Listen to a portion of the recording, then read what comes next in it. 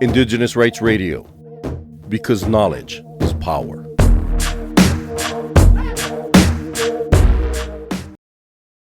Violence against women and girls remains one of the most widespread and enduring human rights abuses worldwide. This epidemic has worsened in various environments, including the workplace and online spaces, and has been further amplified by the lingering impacts of the COVID-19 pandemic, ongoing conflicts, and climate change. Addressing this crisis requires comprehensive, sustained efforts, particularly through increased investment in prevention. Yet, alarmingly, there's a significant lack of data on the resources and commitments that nations are dedicating to combat violence against women and girls. According to UN.org, it is estimated that 736 million women, almost 1 in 3, have experienced physical or sexual violence by an intimate partner, non-partner sexual violence, or both, at least once in their lifetime. The UN Women Report from 2013 titled "Breaking the Silence on Violence Against Indigenous Girls" sheds light on the severe and often hidden violence faced by Indigenous girls and young women worldwide. It highlights how these girls are disproportionately affected by gender-based violence, including physical, sexual, and emotional abuse, often within their families and communities. The report also emphasizes the intersectionality of the experiences, where the compound effects of gender create multiple layers of vulnerability, making Indigenous girls more likely to suffer violence and less likely to access justice or support. The report stresses that Indigenous girls face violence not only in their homes but also in public spaces, schools, and during migration, with many subjected to trafficking and exploitation. Indigenous girls in rural and remote areas are particularly at risk due to geographic isolation, lack of infrastructure, and insufficient social services. Additionally, historical trauma and the legacy of colonization have exacerbated the vulnerability of Indigenous girls, disrupting traditional systems of protection within their communities.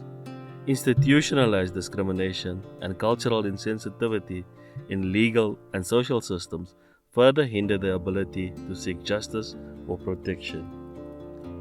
To address these issues, the report calls for a comprehensive rights-based approach that recognizes the unique needs and experiences of Indigenous girls. It advocates for the inclusion of Indigenous girls in decision-making processes and the development of policies that reflect their specific needs and rights. Moreover, the report urges governments and international organizations to strengthen the protection systems for Indigenous girls, promote culturally sensitive education, and support initiatives that empower Indigenous communities to prevent violence and ensure justice for affected girls. Let's hear now from Alice Tipap, who is a member of the Maasai Community, who speaks to us about violence against women amongst Indigenous Maasai people.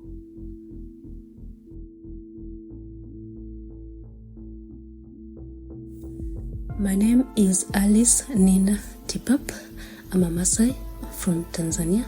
Maasai is an indigenous community found both in Kenya and Tanzania, and I'm specifically coming from a Luita sub-group of the Maasai community. Currently, I'm working with the Indigenous Women Development Affairs Organization. It's an indigenous organization working with the indigenous communities for indigenous communities in Tanzania. That's the Maasai, the Hadzabe, the Barbaik, and the Akie. Akie are hunters and gatherers. Barbaik and the Maasais are pastoralists, and the Hadzabe are also hunters and gatherers. There are different forms of violence that indigenous women faces in the indigenous communities.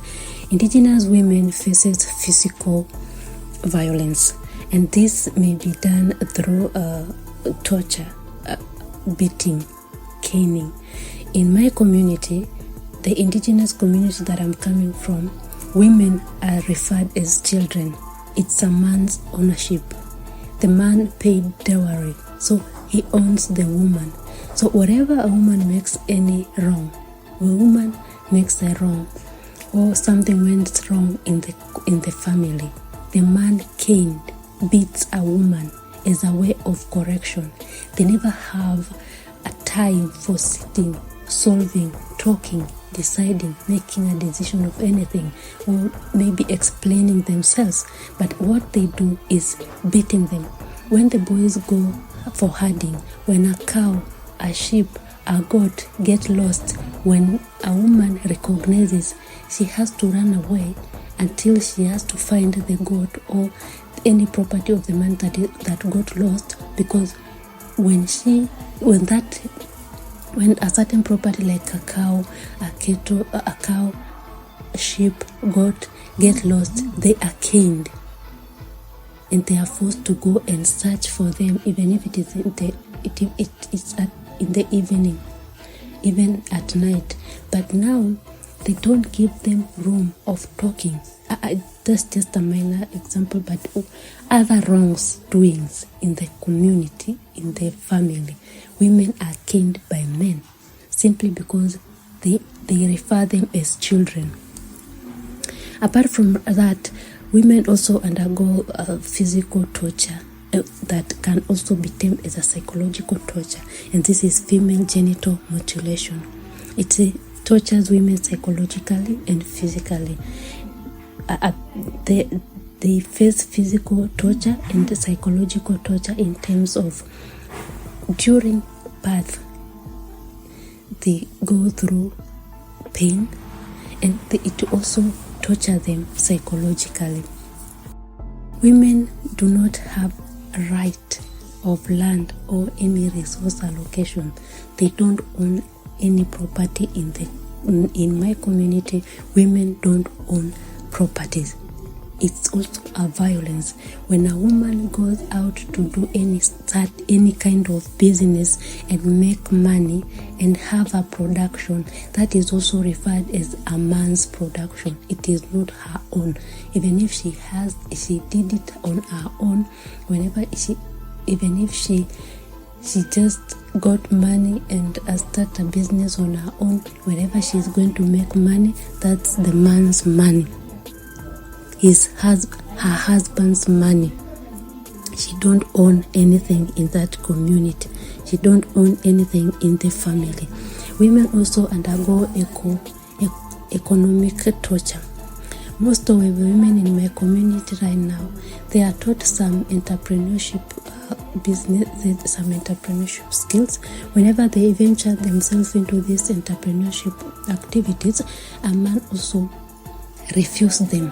If it is a group of village saving groups, they deny them. They deny them that saving groups. Whenever they start any kind of business, like bead making businesses, cereal businesses, like selling cereals, those men deny them the right to do any kind of businesses. It's a psychological torture, and yet the others don't bring back home food, but the women do that. They bring food, they take care of their families, and yet they are refused to do such businesses. There are different roots of causes of violence to women in the indigenous communities, one of them being a patriarchy system that we have in our community. Men believe that women are weak. Men are stronger, brilliant, and intelligent than women. Culture impresses such beliefs that women are stronger. They can make good decisions. They are much intelligent than women. It also the way that the marriage system that we have in the indigenous community, specifically speaking of my community, young girls are forced married. They are forced to get married to older men. They are married at an early age. So when they get married to an older person, they become demoralized.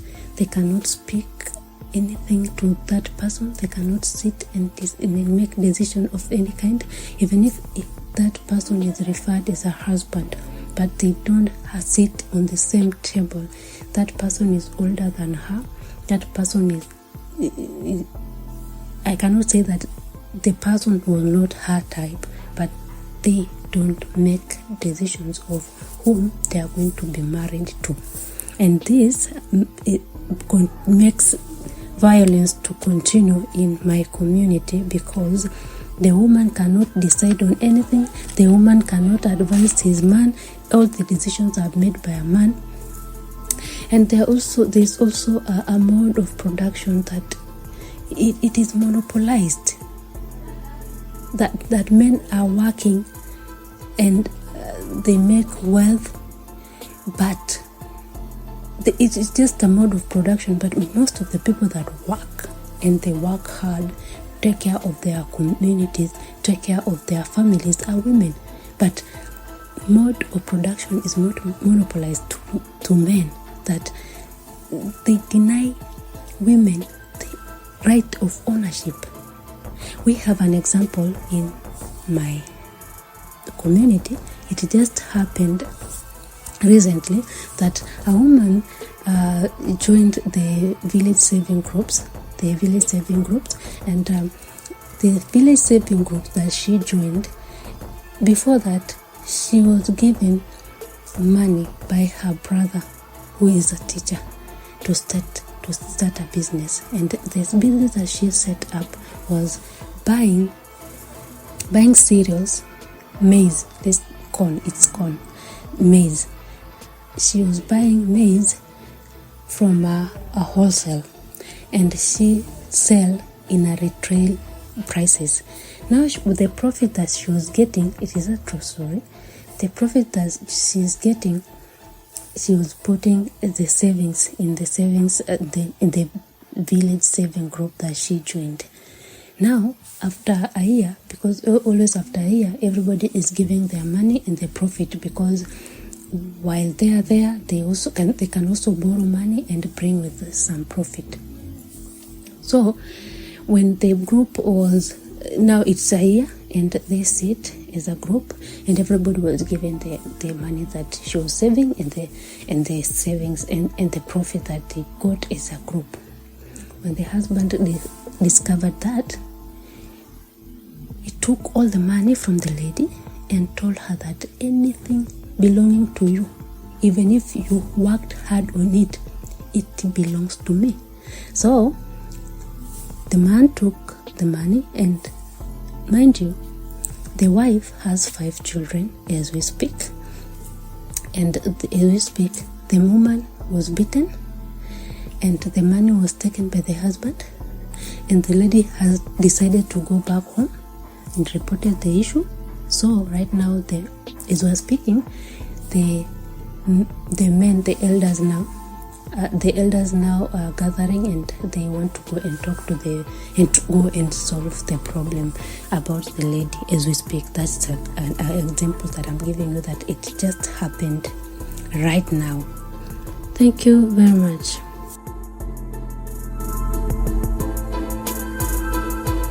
For more on the rights of Indigenous peoples, visit cs.org and follow Cultural Survival on Facebook and Twitter.